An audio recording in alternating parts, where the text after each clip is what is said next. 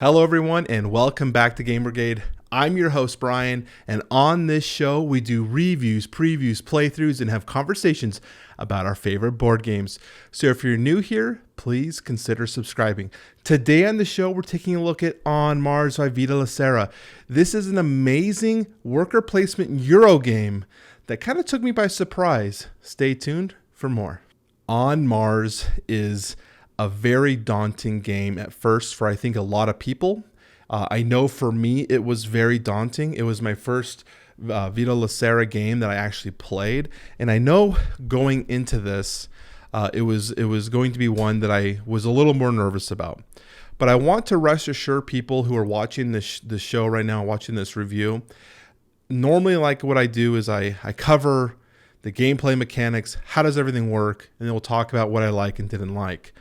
This game up front has a lot of moving parts. A lot of things are interconnected, but it's done in a way that is very easy to understand and grasp once you've done a few turns.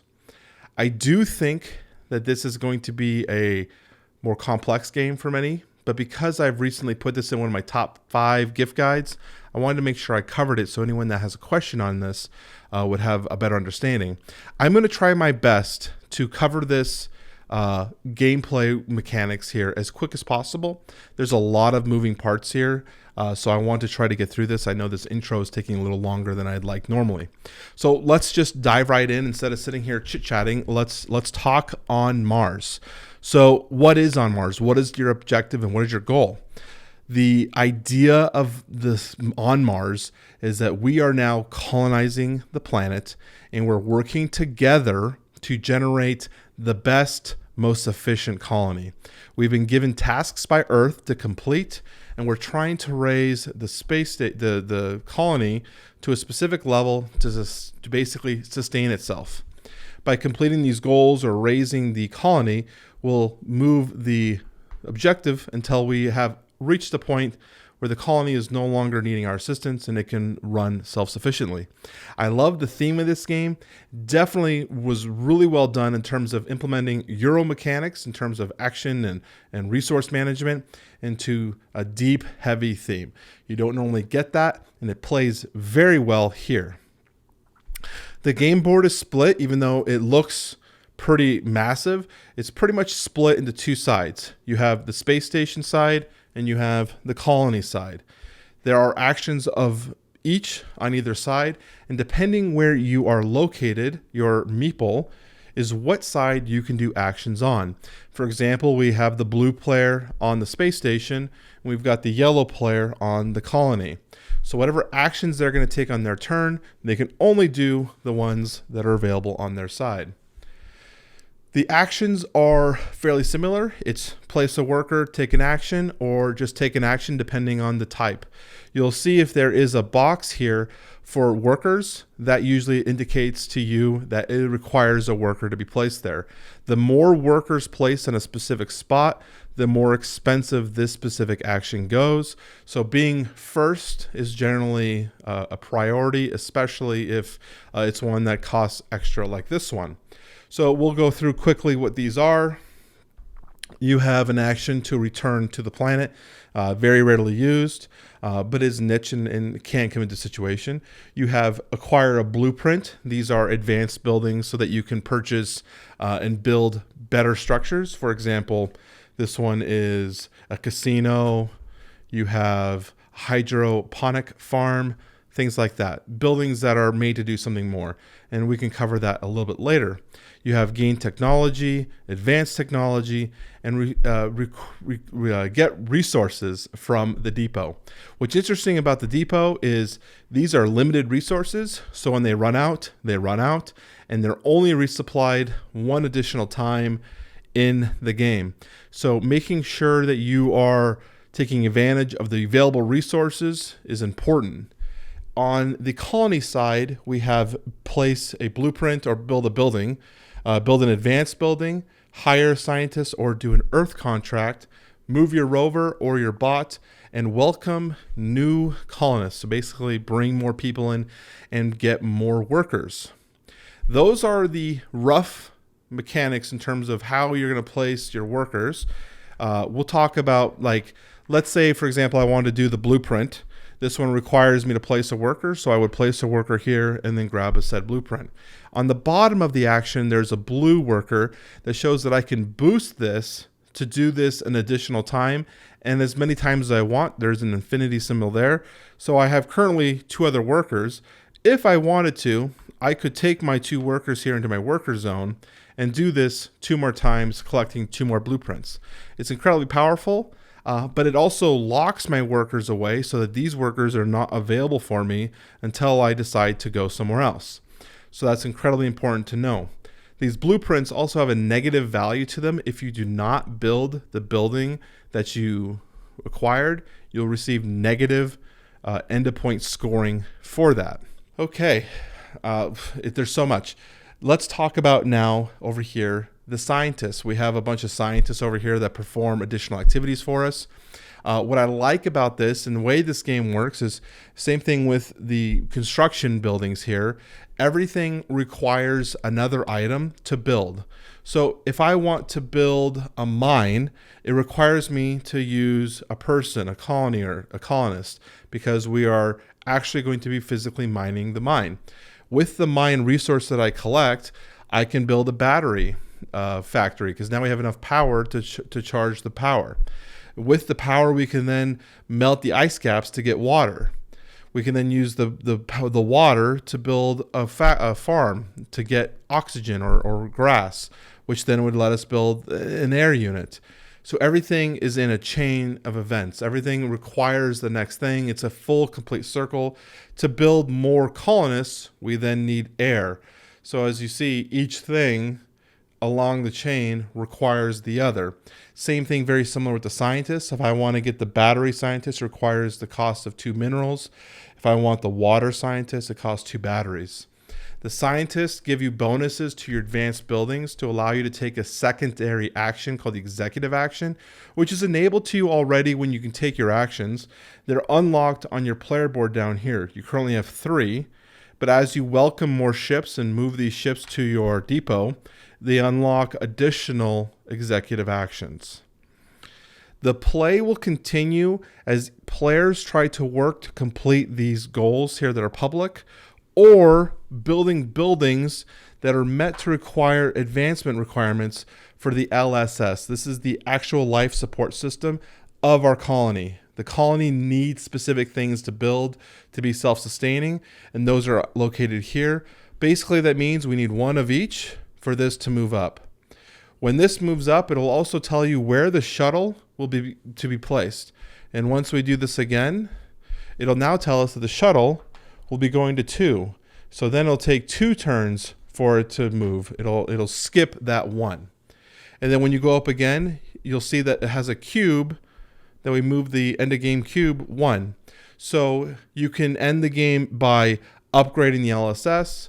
You can also end the game by doing these end of goal scorings, whatever they may be. The game feels like it has an artificial ending, which is nice because a game like this can run on for hours as players are excited about their engine and they're utilizing all their skills and transferring back and forth, making sure they're getting advantages of their buildings. I'm glad that they have an artificial system in this to stop the game. It's very much a game that definitely feels like once it gets going, though, it ends too quickly. You know what I mean? It has a very slow ramp up, and then once you actually get going, it feels like it ends. So with that, I guess we can talk about what I liked and didn't like with On Mars. Okay, so we'll start off with what I didn't like because it's fairly short.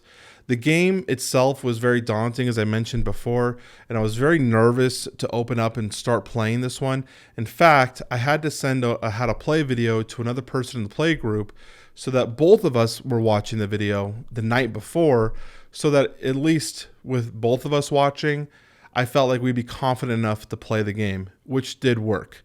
And then once you get a few rounds into it, you start to learn some of the nuances of how the system wants you to play and the way it wants to work. What I didn't like is I did feel like I was punished for not knowing things earlier. If you don't know that by unlocking your hub, you're unable to get more workers. This is the only way to get more workers is to build more facilities. But to build more facilities, you need to have mines to get the resources, which requires you. So there's a continual urge that you just don't have enough. And sometimes it can definitely feel like you are behind in the resource. And some players, depending on the engine they do, might feel like they are ultimately way ahead of you. I have also seen uses of the blueprints where there are a few combinations of abilities in the blueprints taking the executive actions that are just way more powerful than other actions. And while I don't necessarily think it's game breaking, it definitely does affect the gameplay if a player is aware of those and targets them specifically when they come up available for sale. I definitely have found that there are some unbeatable combinations in my experience, at least. So let's talk about what I did like, though. On Mars has a lot of things that I liked. What I liked was the technology. In fact, how the tech is, while it costs different up front in the beginning, none of this means that it's better tech because it's all shuffled and randomized every game. And one player, you're required to have this tech to upgrade to different buildings. If you want to get a bigger facility of your battery powers, you got to have the battery tech. And depending on where you're located in your player board, will require a certain level of tech. If a certain player is refusing to upgrade their tech because they don't want you to increase your battery power, because you need that. Everyone shares technology here because we're technically working together, although we're working against each other in this game. I like that there is a second run of tech that comes through, so that if someone is hogging a tech and not upgrading that at a certain level, it'll be available for another player and it'll have a different cost most likely associated with it. I like that. I also like the need of having the limited resources as well as the cap based on how many homes you have, so that one player can't just scoop everything up. But it also had a interesting feeling of like, this is required to have it. I need to get these resources because they're not going to be there forever. The Earth contracts as well as the scientists are fun. I don't necessarily think they're a necessity, and I appreciate their value there. The Earth contracts were by far the least used item in our group, but once people realized how quickly you can get bonus points, usually right at the end of the game when we have a lot of resources or ability to do things, these started popping off quite a bit. Overall, I really enjoyed the mechanics of the game, how everything plays smoothly, it integrates well with one another, but I can definitely tell you that by playing this game, it's not one that I can see myself pulling out with every player group. It's definitely a game that I feel like is niche between the different types of players we have, because I've pulled this out in casual groups and I pulled this out in my more competitive, heavier gaming groups, and the casual group, this hit flat. So I want to make sure people are aware that depending on your player group, this could be a success or this could be a annoyance or disappointment, especially at the price, because this is a $100 game. Overall, though, I would rate this game very highly. In terms of a Game Brigade score, I would give this an 8.4, one of the highest scores here on the channel. There's a lot that I like about this game, but I do put with the caveat that this is going to be heavily recommended to players of a more competitive player group, and less likely on the ones that are more casual, only because there are a lot of mechanisms working together here, intertwined, and if a player is just not grasping that, if the things aren't connecting to them, they can have a very bad time, which has happened several times in our player groups. And no matter how many times you can explain it, this game has a way of having so many mechanisms working at a certain time that it can be more difficult to fully understand and grasp those situations. I hope this review was helpful. I know this was a bigger game, and I didn't want to ramble for too long. So hopefully this was quality. We're always trying to improve the reviews and do the best we can. I definitely would recommend this game. Again, 8.4, one of the highest rated games here at Game Brigade as of 2020. So if you'd like to see more, make sure you hit that subscribe button and follow us for more content here on the channel. If you really want to support the channel and see us grow, make sure you hit that like button. We do have the Oath Sworn giveaway still going on right now. That is going to be given away once we reach 4,000 subscribers. At the time of this recording, we actually just broke 3,300. Thank you for all the new subscribers who joined the channel. If you're looking to enter the giveaway, all you have to do is be a subscriber to this channel, comment on this video, and your comment must have somewhere in there hashtag on Mars. If you do that, you'll be automatically entered into the giveaway. Please stay tuned for more. I will see you all next time.